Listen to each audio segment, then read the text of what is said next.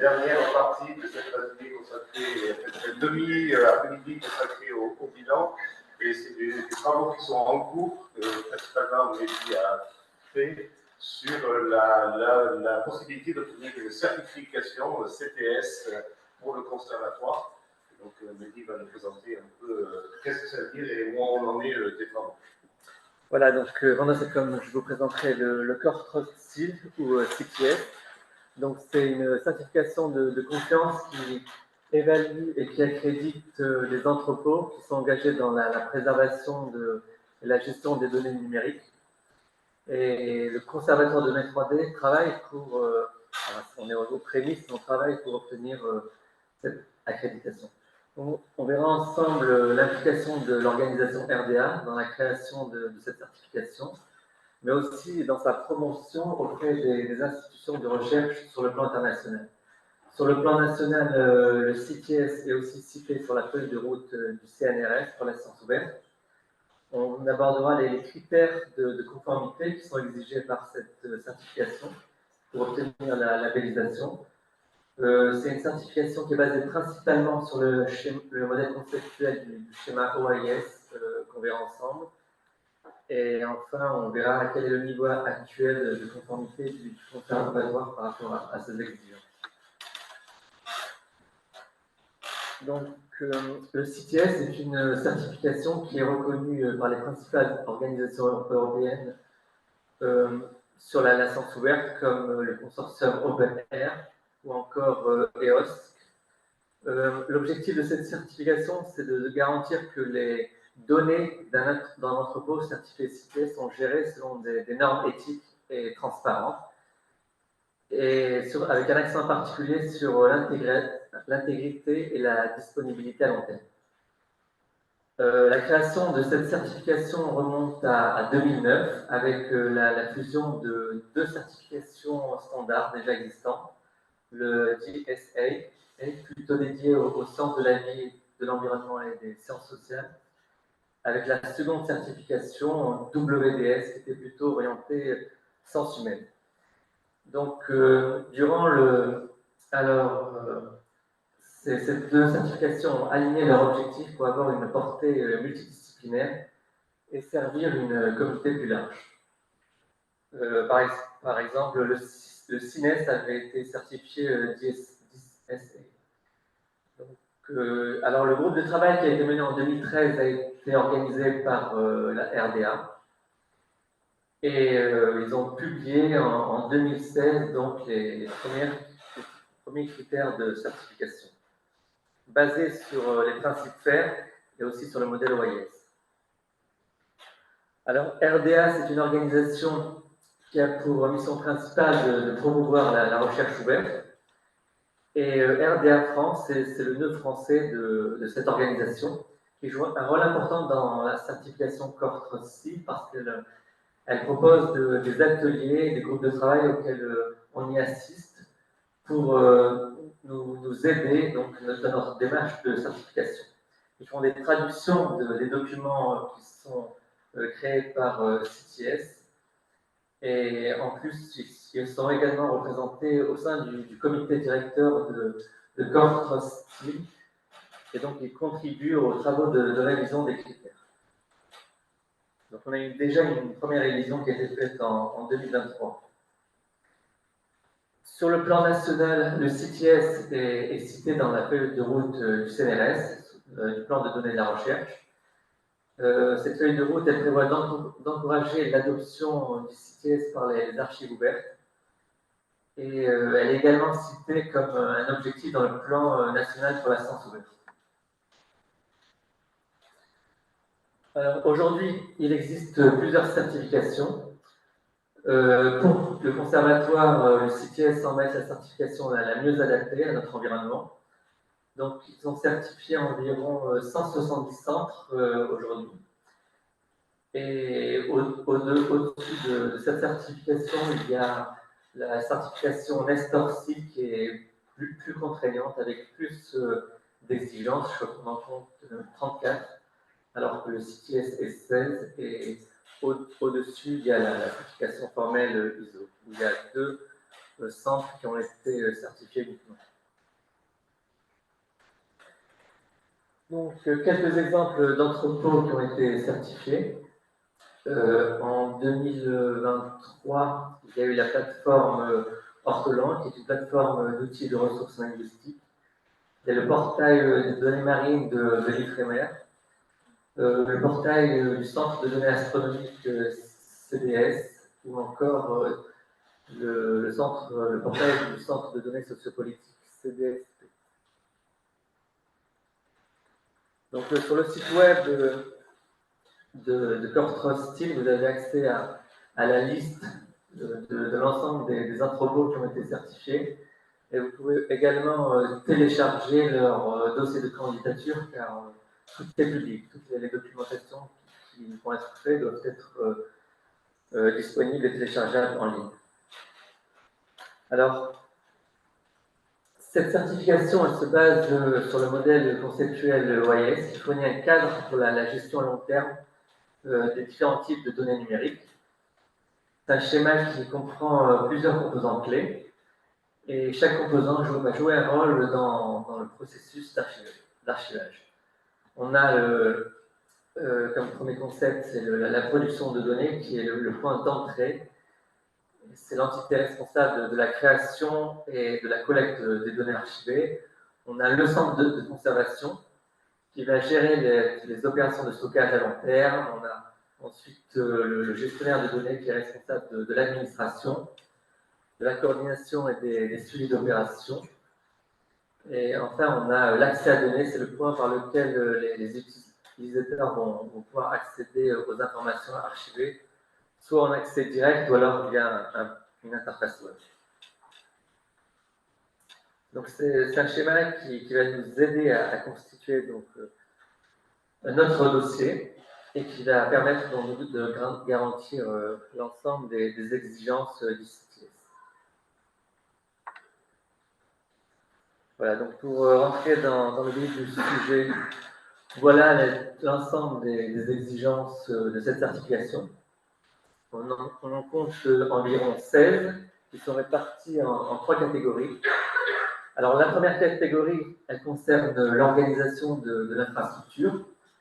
Dans cette catégorie, il faut expliciter clairement quelle est la mission de l'entrepôt, comment sont gérés les droits dans l'entrepôt, est-ce qu'on a mis en place un plan de continuité des activités si l'entrepôt ferme, quels sont les modes de gouvernance et de ressources de l'infrastructure, est-ce qu'on a mis en place des procédures spéciales qui vont être appliquées pour gérer les données dont la divulgation présente des risques, ou encore est-ce que l'entrepôt dispose de conseillers internes ou d'un comité pour diriger tout ça. La seconde catégorie, le second volet concerne plutôt la gestion des objets numériques. Et donc, dans ce volet, on rentre au cœur du schéma OIS. Dans cette catégorie, il faut prouver que l'entrepôt garantit l'intégrité et l'authenticité des données. Il faut vérifier l'identité des déposants, avoir une stratégie de modification des données, par exemple pour le versionning, avoir des listes de formats de données qu'on préconise, quelle est la politique qu'on doit mener si l'utilisateur n'utilise pas les formats préconisés. Et enfin, on a le dernier volet qui est dédié à la sécurité et à la technologie de l'infrastructure. Dans ce volet, il faut qu'on explique quelles mesures de sécurité sont prises pour protéger ces données. Est-ce qu'on a un plan de développement de l'infrastructure? Est-ce qu'on dispose d'une bonne passante suffisante, voilà, etc. Donc c'est un volet qui sera en grande majorité dédié à Humanum qui gère l'infrastructure technique de notre conservatoire. Alors là, vous voyez un exemple de critère CTS. Donc c'est un document qui a été créé par RDA France, donc c'est la traduction du document original. Alors il y a différents niveaux de conformité pour valider une exigence. On a soit l'exigence est implémentée ou alors en cours d'implémentation. Et donc on peut déposer un dossier de candidature même si l'exigence est toujours en cours d'implémentation, mais pas pour l'ensemble des critères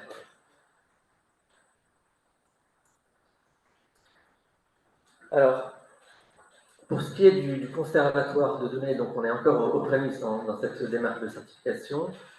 Sarah vous l'a montré tout à l'heure, on remplit déjà un certain nombre de critères.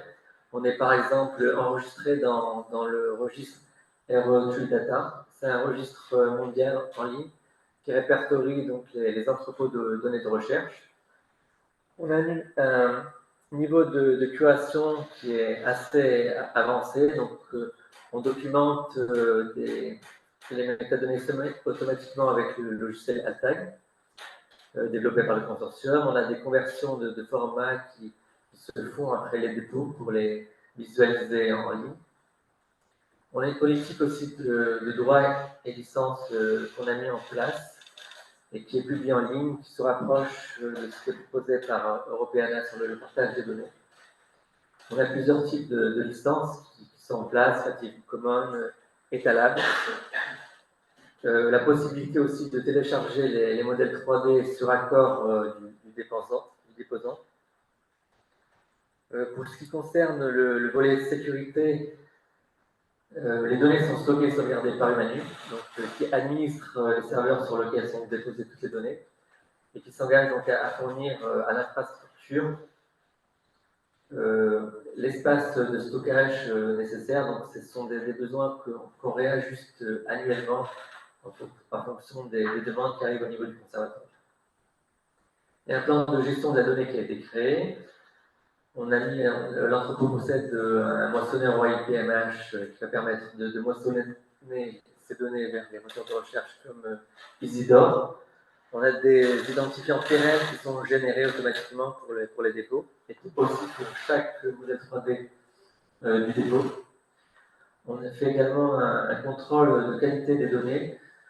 On recommande, comme l'a dit tout à l'heure Valentin, l'utilisation du logiciel ATAG, car les paquets qui vont être générés sont compatibles avec l'archivage pérenne en CINES.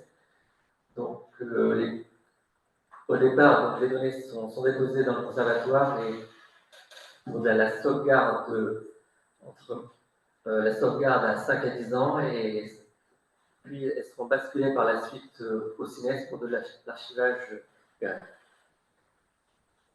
Donc, le versionning est en cours d'implémentation.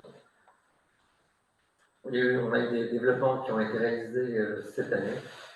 Et puis voilà, donc, en gros, il reste beaucoup de choses à faire.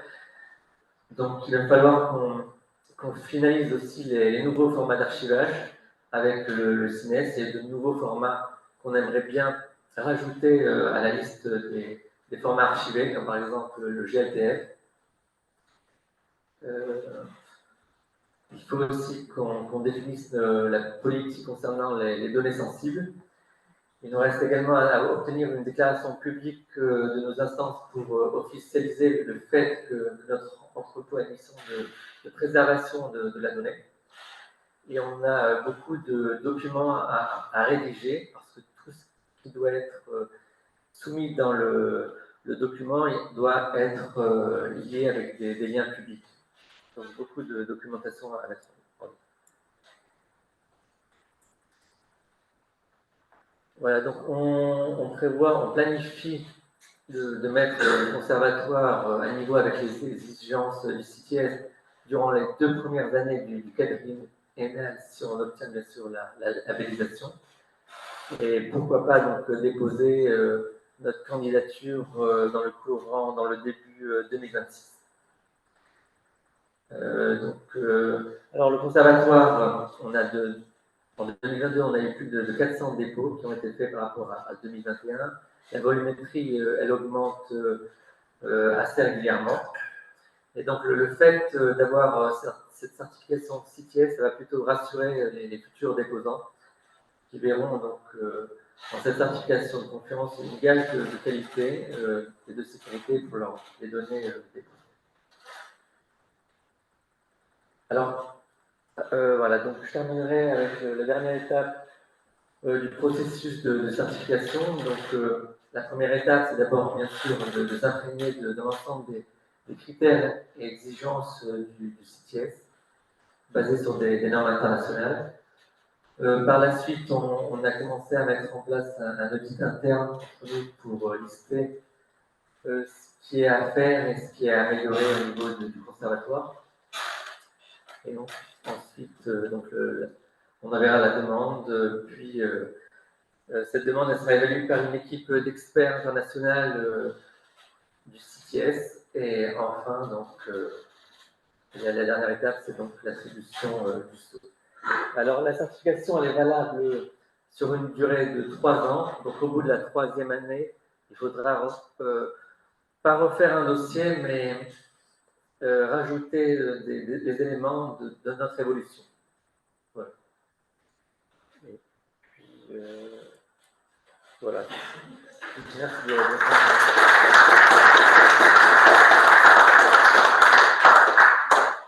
Merci beaucoup et merci beaucoup d'avoir tenu à peu près le timing. Que 17 minutes de retard mais donc on peut prendre un peu le temps de poser des questions ou sinon c'est le trop. Une question technologique.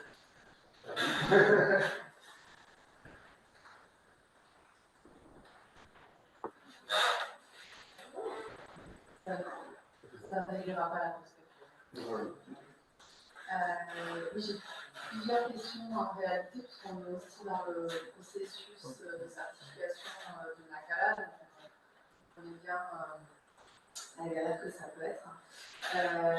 J'avais une question par rapport à votre organisation interne par rapport à ce dossier-là. Ça se passe comment Alors, en fait, pour le moment, ouais. Je ne sais pas si ça transparaissait, mais cette certification-là, elle implique qu'il y a beaucoup de notions de gouvernance aussi, donc en fait, ça implique l'équipe de manière assez forte et générale. Donc, on va voir qui c'est qui portait ce projet-là, parce que c'est quand même un projet de chez vous, et en plus, ça a des implications financières aussi, ça je ne l'avais pas dit, mais le système a changé. Donc maintenant, il va falloir payer avant même de savoir si on est certifié ou pas. Et si on n'est pas certifié, eh ben, on va payer quand même les quelques milliers d'euros pour Les frais sont passés de 1 000 à 3 000 euros. Comment? Les frais sont passés de 1 000 à 3 000 euros. C'est ça, et c'est 3 000 euros maintenant. Pardon, je te laisse répondre. Alors du coup, le noyau interne qui est dans la salle. Mais bon, c'est vraiment c'est les prémices. On va s'appuyer sur l'atelier métadonnées. On va également faire remonter les premières pistes au niveau du bureau, déjà. Et ensuite, on va réfléchir comment on va essayer d'intégrer aussi Manu, parce qu'il y a le 3e volet qui est spécialement dédié à l'infrastructure. On ne pourra rien noter de nous. Donc, il faudra qu'on organise de plusieurs réunions pour ça. Ok. Et j'avais une autre question.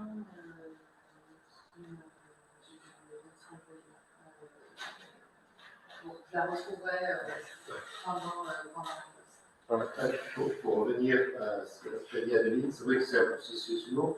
Pour l'instant, ce qu'on a fait, c'est qu'on a fait. Mehdi nous a débroussaillé tout ça et on a continué le débroussaillage. Avec l'aide des ateliers RDA, ils sont vraiment un appui. On a assisté à plusieurs ateliers et ça nous aide beaucoup. Parce que comme il y a un système effectivement de tutorat, mentorat, et le soutien est important dans notre côté. Et voilà, mais là-dessus, s'il y a des personnes qui veulent s'impliquer pour aider, etc., parce que je pense que ça coûte cher, pour maximiser les chances, puis il y aura de regards extérieurs qui diront si son compétence correspond bien, etc. Je pense qu'il y aura une grosse phase de relecture une fois qu'il y aura une proposition qui a été faite par tout le monde pour essayer de bien voir. Il faut que ce soit très visible et compréhensible par des évaluateurs qui sont extérieurs à votre manière de fonctionner. Même si a priori il y a beaucoup de choses qui sont publiques du côté du conservatoire. Ça, c'est vrai que c'est un aspect. Oui, le gros manque qu'il y a, c'est la documentation. Donc, il faut d'abord que nous, on explicite en français et en anglais et de façon publique, accessible sur le site, tout ce qui est fait. Et c'est ça, c'est la première étape, avant d'aller plus loin et d'en parler avec tout le monde. Oui, tous les process, hein, enfin, Ouais. on a fait la même chose. Enfin, ça nous aide à améliorer la qualité Ouais, en fait, de ce qu'on fait et la manière aussi dont on Oui, présente. ouais. Ok, donc je propose qu'on fasse une pause, un quart d'heure, voilà. Et encore une fois, merci à tous ceux qui sont là, et merci à tous d'avoir été